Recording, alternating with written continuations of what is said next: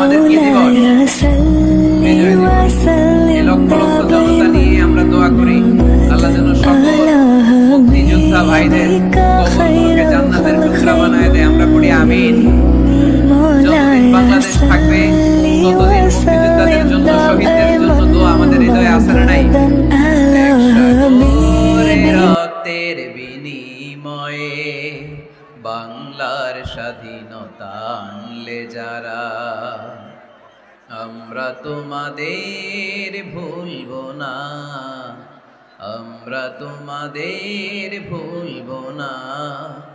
এক সাগরে রক্তের বিনিময়ে বাংলার স্বাধীনতা আনলে যারা, আমরা তোমাদের ভুলব না, আমরা তোমাদের ভুলব না। দুঃসহ বেদনার কণ্টক পথবে শোষণের নাগ পাশ ছিঁড়লে যারা, আমরা তোমাদের ভুলব না, আমরা তোমাদের ভুলব না। ঠিক কিনা? সকল মুক্তিযোদ্ধাদের কবরগুলোকে আল্লাহ তুমি জান্নাতের বাগান বানিয়ে দাও, পড়ি আমিন। তোমার বিশেষ নূর দিয়ে মুনাওয়ার করে দাও, আওয়াজ করে পড়ি আমিন। এ দুনিয়াতে যা দেখা যায় সব সম্পদ, আর এই সম্পদের মধ্যে শ্রেষ্ঠ সম্পদ হচ্ছে নেককার নারী। তাই বোনদেরকে যেন আমরা কোরআন সুন্নাহর পথে আসার সুযোগ করে দেই, তাদেরকে যেন ইসলামী লেকচার পড়ার সুযোগ করে দেই, ইসলামী বই পড়ার সুযোগ করে দেই। নারীদের স্টেটাসকে, মর্যাদাকে ইসলাম বাড়িয়েছে। ইসলাম বলেছে খায়রুকুম মান বুখিরা বিল উনসা, যে ঘরের প্রথম সন্তান কন্যা ওই ঘরটারে বরকত দিয়ে ভরে দেয় কে? আপনাদের ঘরে সর্বপ্রথম মেয়ে হয়েছে কার কার? দেখি প্রথম মেয়ে কার? মাশাআল্লাহ, আমারও দুই মেয়ে, আপনারও দুই মেয়ে, মাশাআল্লাহ। হাত নামান চুয়াডাঙ্গার ভাইরা, হাত নামান। তো এই ঘরগুলো বরকতময়। আল্লাহ রাসূল সাল্লাল্লাহু আলাইহি ওয়াসাল্লামের 3 ছেলে ছিল, একজনও বেঁচে ছিল না। আল্লাহ নিয়ে গেলেন ছোটবেলায়। 4 মেয়ে ছিল, ওনারা বেঁচে ছিলেন।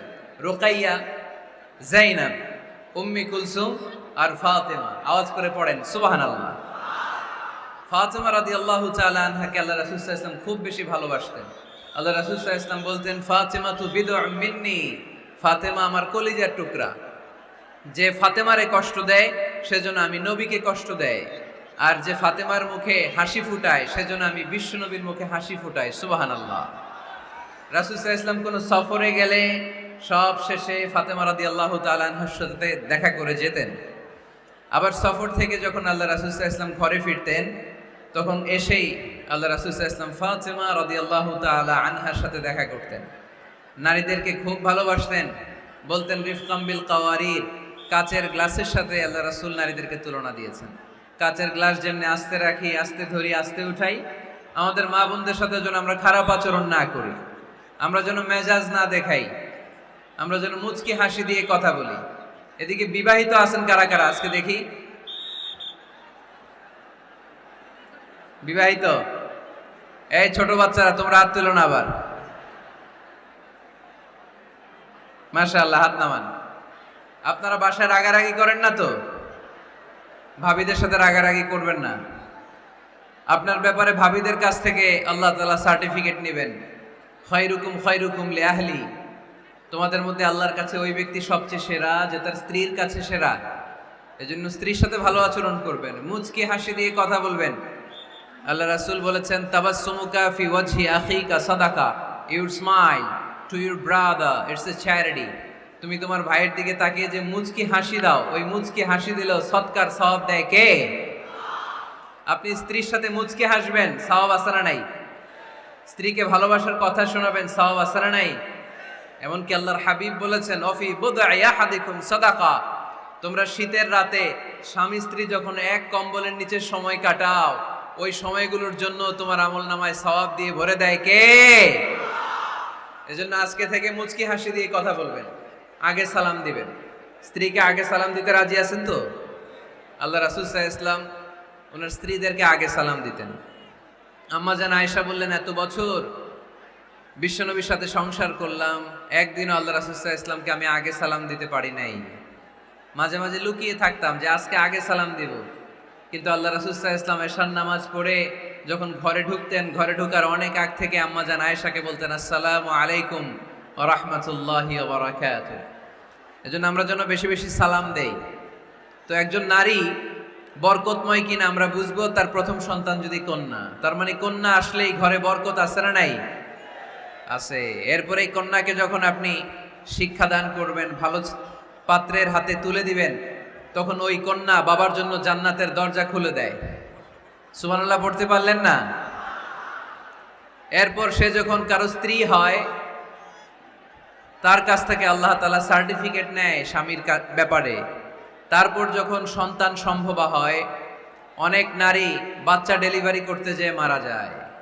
সন্তান ডেলিভারি করতে যেয়ে যে নারী মারা যায়, ওই নারীদেরকে কিয়ামতের দিন আল্লাহ শহীদদের কাতারে দাঁড় করায় দিবেন।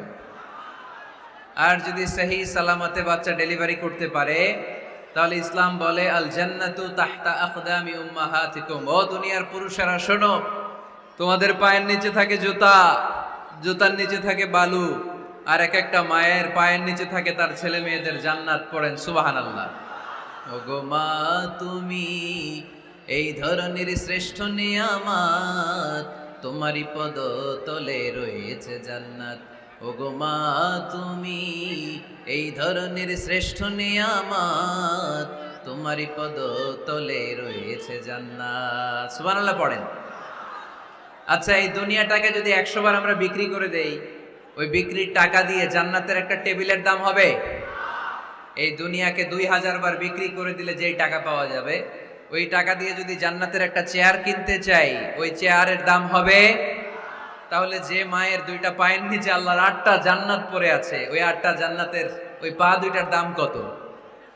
রাসূল সাল্লাল্লাহু আলাইহি ওয়াসাল্লাম বলেছেন লাউ কাতা'তা জিলদাক, তুমি তোমার গায়ের চামড়া কেটেও যদি মায়ের পায়ের জুতা বানিয়ে দাও, তাহলে ছোটবেলায় যে দুধ খেয়েছো, এক ঢোক দুধের শোধ কোনোদিন আদায় হবে না। চিল্লা এখন সুবহানাল্লাহ।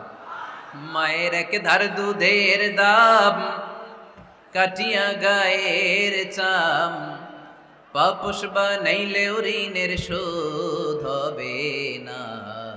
এমন দরদি ভাবে কেউ হবে না আমার মাহা, ঠিক কিনা? এজন্য মা বাবা যাদের বেঁচে আছে, আমরা যেন মা বাবার কাছ থেকে দোয়া নেই। পীর সাহেবের কাছে যদি দোয়া নিতে যান, দোয়া কবুল হতেও পারে, নাও হতে পারে। গোটা বিশ্বের সব পীর সাহেব যদি 1 গ্লাস পানির মধ্যে দোয়া পরে ফু দেয়, গোটা বিশ্বের সব ইমাম সাহেব যদি, খতিব সাহেব যদি 1 গ্লাস পানির মধ্যে দোয়া পরে ফু দেয়, আর আপনার আম্মা শুধু সুবহানাল্লাহ বলে যদি আরেক গ্লাস পানির মধ্যে ফু দেয়, আপনার মায়ের দোয়াটা মুহূর্তে আল্লাহর দরবারে কবুল হয়ে যাবে। এজন্য আব্বা আম্মার দোয়া নিতে রাজি আছি তো? যাদের আব্বা আম্মা বেঁচে আছে, আল্লাহ যেন হায়াত দারাজ করে, আমরা পড়ি আমিন। যারা আমরা আমাদের আব্বা আম্মা, আমাদের বটবৃক্ষগুলোকে হারিয়েছি, তাদের কবরগুলোরে আল্লাহ জান্নাতের বাগান বানিয়ে দিক, আমরা পড়ি আমিন। আর দেরি না করে আমরা সরাসরি মহাবিশ্বের মহাবিশ্বয় মহাগ্রন্থ আল কোরআন আল কারীম থেকে কথা শুনব। বিশৃঙ্খলা করবেন না ভাইয়েরা। এই যে এই দিকের ছেলেরা এখনো থামতে পারতেছে না, ঘটনা কি? এই ছেলেরা বসে যাও, বসে যাও, আর আওয়াজ করো না। এরকম বিশৃঙ্খলা তো আমি দেখি নাই কোথাও।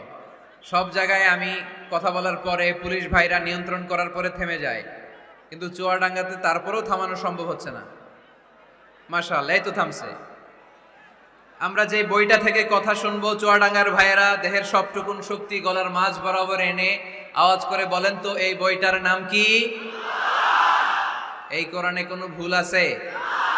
সন্দেহ আছে? সংশয় আছে? আমাদের জীবন সমস্যার সব কিছুর সমাধান এই কোরআনের ভেতরে দিয়েছে কে? সমাধান চাও যদি জীবনে মরণে, ফিরে যাও খুঁজে নাও, চোখ রাখো কোরআনে, ঠিক কি না? সমাধান চাও যদি জীবনে মরণে, ফিরে যাও খুঁজে নাও, চোখ রাখো কোরআনে। If you want a solution this dunya and akhirah, go back, have a look to the holy Quran. ঠিক কি না? এজন্য আমরা সমস্যার সমাধান চাইলে চোখ রাখতে হবে যেই কিতাবের দিকে, কিতাবটার নাম আল কোরআন। এই কিতাবে কোনো ভুল নাই। এই কিতাবে কোনো সন্দেহ নাই, কোনো সংশয় নাই। এই কিতাবে যে সন্দেহ নাই এই কথা কোরআনে বলে দিয়েছে কে? রব্বুল আলামিন বলেন, যালিকাল কিতাবু লা রাইবা ফীহি হুদাল লিল মুত্তাকিন। সবাই পড়েন আমার সাথে, যালিকাল কিতাবু লা রাইবা ফীহি হুদাল লিল মুত্তাকিন। This is the book, the most authentic and original book in the world. There is no doubt in it and a guidance to those who are muttaqin. এই বইটা এমন বই যেখানে কোনো ভুল নাই, কোনো সন্দেহ নাই, কোনো সংশয় নাই। মুত্তাকিনদের জন্য এই বইয়ের ভেতরে হেদায়েত রেখে দিয়েছে কে? আল্লাহ। আবার রব্বুল আলামিন বলেন, আলিফ লাম রা, কিতাবুন আনজালনাহু ইলাইকা লিতুখরিজান الناس من الظلمات إلى النور. O Muhammad sallallahu alayhi wa sallam, I've revealed this holy and sacred book unto you in order to lead the mankind out of darkness into the light. O Nabi, আমি কেন এই কোরআনকে আপনার কাছে পাঠিয়েছি আপনি জানেন? অন্ধকারাচ্ছন্ন মানুষগুলোকে আলোর পথে নিয়ে যাওয়ার জন্য, জাহান্নামীগুলারে জান্নাতি বানানোর জন্য, রাম আর বামপন্থী গুলারে ডানপন্থী বানানোর জন্য। চিল্লায় বলো ঠিক কিনা? এজন্য কোরআনের সাথে আমাদের অ্যাটাচমেন্ট বাড়ানোর দরকার আছে না নাই? আমরা যেন বেশি বেশি কোরআনের সাথে সম্পর্ক বাড়াতে পারি, কোরআনকে যেন আমরা বন্ধু বানাই। আমাদের বন্ধু হবে কোরআন। আমাদের বন্ধু হবে কি? আমাদের নিঃসঙ্গ সময়ের বন্ধু হতে হবে কোরআন। এই কোরআন যদি দুনিয়াতে আমরা বন্ধু বানাতে পারি কোরআনকে, কবরেও এই কোরআনকে আমাদের বন্ধু বানায় দিবে কে? কিয়ামতের ময়দানে ওই কোরআনকে আমাদের জন্য সুপারিশকারী করে বানাবে কে? সেই মহাবিশ্বের মহাবিশ্বয় মহাগ্রন্থ আল কোরআন আল কারীম থেকে আমি একটা সূরার কিয়দাংশ তেলাওয়াত করেছি আজকের চুয়াডাঙ্গার এই বিশাল জনসমুদ্রে।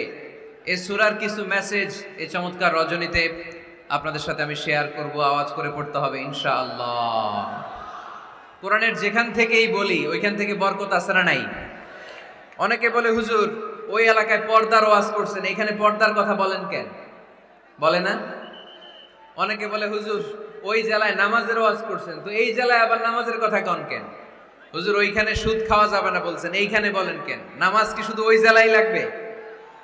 পর্দাকে শুধু ঢাকাবাসীদের জন্য লাগবে, চুয়াডাঙ্গায় লাগবে না? আমরা সূরা ফাতিহা প্রতিদিন কয়বার পড়ি? ফরজ নামাজে 17 বার, সুন্নত সহ 40-45 বার। যে ব্যক্তি 50 বছর ধরে নামাজ পড়ে, এই বেটা যে কয় লক্ষ বার সূরা ফাতিহা পড়ছে বেটা নিজেও জানে না, ঠিক কি না? আচ্ছা, আপনারা কি জানেন যে সূরা আর রহমানে একটা আয়াত আছে, যে আয়াতটা আল্লাহ বারবার বারবার ওই সূরার ভেতরে উল্লেখ করেছে, সূরা আর রহমানে। জানেন কি আয়াতটা কি? কি আয়াত? ফাবিআইয়ি আলা রাব্বিকুমা তুকাযযিবান। এই আয়াতটা আল্লাহ তাআলা একবার দুইবার নয় 31 বার উল্লেখ করেছেন সূরা আর রহমানের ভেতরে। সুবহানাল্লাহ পড়েন। তার মানে জরুরি কথা সব জায়গায় বলতে হয়, বারবার বলতে হয়, চিল্লায় বলতে হবে, ঠিক কিনা? আজকে আমরা সূরা দোহা থেকে কথা শুনবো। সূরাতুদ দোহা, আওয়াজ করে বলেন তো সূরাটার নাম কি? এই আপনাদের গলার আওয়াজ। সারা বিকাল আর সন্ধ্যায় চিল্লাচিল্লি করতে করতে আপনাদের এনার্জি শেষ, তাই না? সূরাটার নাম সূরাতুদ দোহা। আওয়াজ করে বলেন তো সূরার নাম কি? মাশাআল্লাহ, আওয়াজ আছে তো? এনার্জি শেষ হয়ে যায় না এখনো বেঁচে আছে চুয়াডাঙ্গার লোক। তো আলোচনা শেষ পর্যন্ত এরকম আওয়াজ করে উত্তর দেয়া যাবে? মাশাআল্লাহ। এখন একেবারে ঠান্ডা। এবার আমরা প্রাণ খুলে কথা শুনবো কোরআনের। এই সূরাটা কোরআনের 93 নাম্বার সূরা। কত নাম্বার? এই সূরায় আয়াত আছে 11টা। কয়টা? এই সূরাটা মাক্কি সূরা। কি সূরা? মাশাআল্লাহ। আমি সব সময় বলি, যেহেতু লক্ষ লক্ষ মানুষের গ্যাদারিং, আমরা যদি ক্লাসের মতো করে প্রশ্ন করি, উত্তর করি, তাহলে আপনাদের মনে থাকবে, কিছু মেসেজ নিয়ে যেতে পারবেন।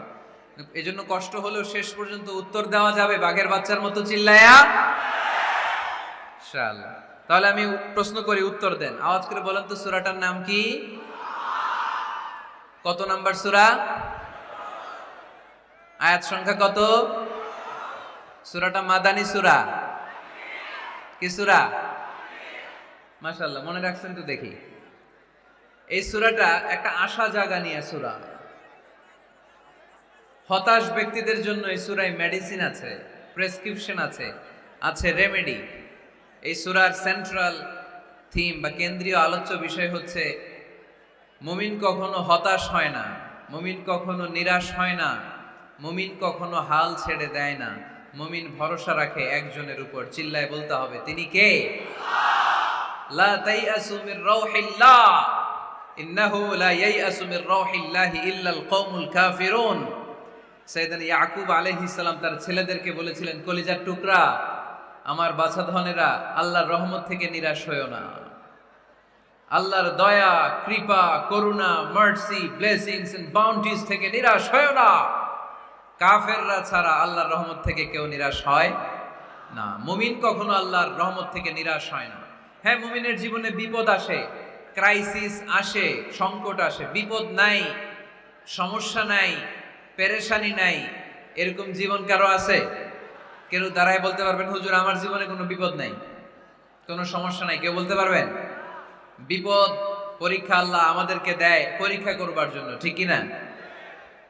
বিপদ আল্লাহ আমাদেরকে দেয় আমাদের কোমরগুলোকে সোজা করবার জন্য, আমাদের পায়ের নিচের মাটিকে শক্ত করবার জন্য, প্রতিকূল পরিবেশে নিজের অবস্থানকে শক্তভাবে জানান দেওয়ার জন্য। চিল্লায় বলেন ঠিক কি না?